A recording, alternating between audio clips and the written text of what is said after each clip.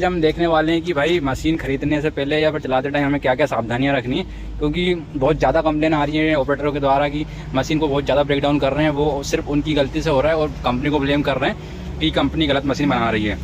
तो गाइस हम सबसे पहले स्टार्ट करें तो भाई जब भी आप मशीन चला रहे हो आपको ध्यान रखना है कि जो स्विच आप ऑन करते हो फर्स्ट टाइम, जैसे मैं भी आपको केबिन के अंदर चल के दिखा देता हूँ। तो गाइस यहाँ पे ना पहले तो मैं गेट इसका खोलने वाला हूँ। तो अभी हम केबिन के अंदर आ चुके हैं। तो गाइस यहाँ पे जैसे मैं चाबी अगर अभी इंसर्ट करता हूँ तो ये देखिए, आप जो आवाज़ सुन रहे होंगे एक बीप की आवाज़ आपको सुनाई दे रही होगी। ये बीप की आवाज़ क्यों आती है, इसमें ना पहले जो आपका प्राइमरी फ्यूल फिल्टर होता था वो पंप से चलता था, आपके हैंड पंप जो होता था। अब इसमें क्या कर दिया, उस पंप में लगा दिया मोटर क्यों लगा दी, क्योंकि ये PS4 मशीन है, इसमें इलेक्ट्रॉनिक सिस्टम पूरा एडवांस कर दिया। तो ये मोटर क्या करती है, जो फ्यूल रहता है उसको पूरा सप्लाई देती है, इंजेक्टर तक फ्यूल जाता है, उसके बाद वो फिर इंजन स्टार्ट होने के बाद इंजन के अंदर सप्लाई करता है। तो यहाँ पे अभी जैसे आप सुन रहे होंगे कि ये बीप की आवाज़ बंद हो चुकी है, इसके बाद ही अपने को इंजन स्टार्ट करना है। ये हमेशा आपको ध्यान रखना है, क्योंकि ये आप जीवन में कभी भी इसको चलाओगे आपको हमेशा बस यही चीज़ याद रखनी है कि भाई मेरे को मशीन चलाने इग्निशन स्टार्ट करने के 30 सेकेंड हमेशा अपने को रुकना है। और वहीं अगर हम दूसरी बात करें तो इसमें हमें फ्यूल लेवल जो है, अभी आप देख रहे हो यहाँ पे फ्यूल लेवल बिल्कुल इसका कम है। इसमें 1 पॉइंट में लगभग आता है अपना 17-18 लीटर आता है। तो अपने को इसमें मिनिमम 2.3 पॉइंट हमेशा डीजल रखना है। अगर आप 1 पॉइंट पे चला रहे हो तो ये आप ये समझ लो कि अपनी मशीन के साथ खिलवाड़ कर रहे हो। आपकी मशीन कभी ब्रेक डाउन हो सकती है और इंजेक्टर आपके 4 हो जा सकते हैं। अगर एक इंजेक्टर की बात करें तो आपको लगभग 20-22 हज़ार रुपये का पड़ता है। तो यहीं आप समझ लो कि आपके 4 इंजेक्टर कितने के हुए। फिर वही होता है कि 4 दिन मशीन भी खड़ी होती है, इंजेक्टर में पैसे लग जाते हैं आपके, तो बहुत सारा नुकसान आपको झेलना पड़ सकता है। और जितना नुकसान 4 दिन का हो रहा है वो अलग ही होता है, मतलब वही 1.5-2 लाख रुपए का नुकसान हो जाता है आपको छोटी सी मिस्टेक से।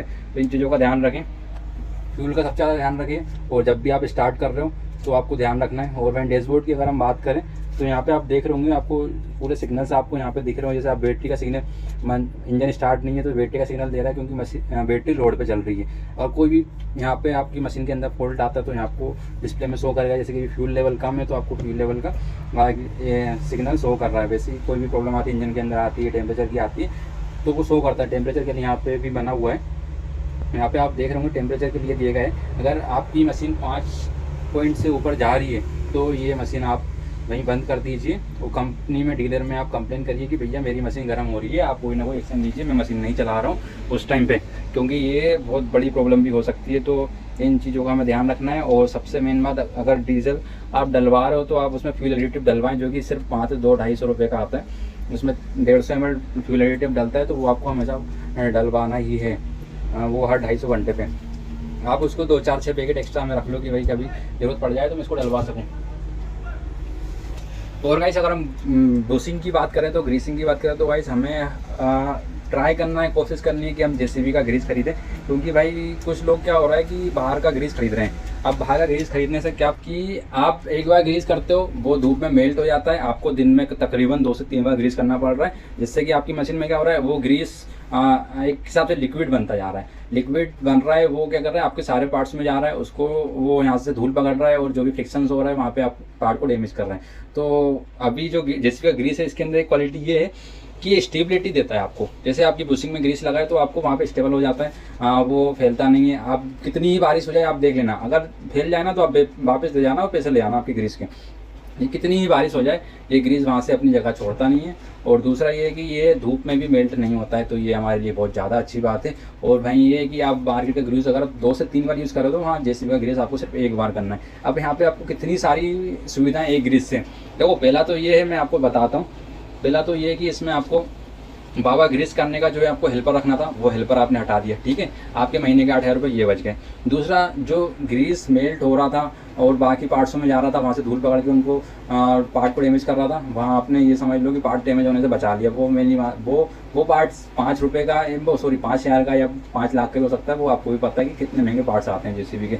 तो यहाँ पे आप समझ सकते हो कि भाई एक ग्रीस की वजह से हम अपनी मशीन को कितनी ज़्यादा स्टेबिलिटी दे पा रहे हैं, हम अपनी एज बढ़ा रहे हैं। अपने हाथों से डिसाइड करते हैं कि भाई JCB की एज हम कम करना है, हमें ज़्यादा करना है। और वही है कि सर्विस की बात अगर हम करें तो भाई सर्विस तो डिले कभी करनी ही नहीं है। सर्विस डिले के नुकसान क्या होते हैं कि भाई देखो, जैसे आप फर्स्ट में मशीन खरीदते हो, नहीं आप पहले 100 घंटे पे सर्विस करवाते हो, तो उसमें क्या होता है 2 फिल्टर चेंज होते हैं। अब वो फिल्टर आदमी बोलता है कि यार 2 फिल्टर तो है, क्या होता है, कोई प्रॉब्लम नहीं है, चलने दो मशीन।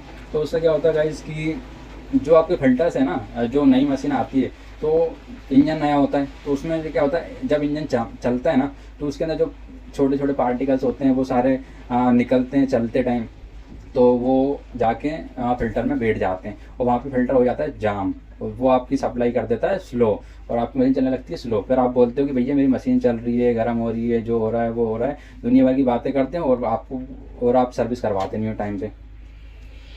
तो ये चीज़ों का आपको खास ध्यान रखना है, हमेशा बस सर्विस टाइम पे करानी है, ग्रीस टाइम टू टाइम करना है, और डीजल का ध्यान रखना है, डीजल आपको कम ना होने पाए कभी भी। डीजल कम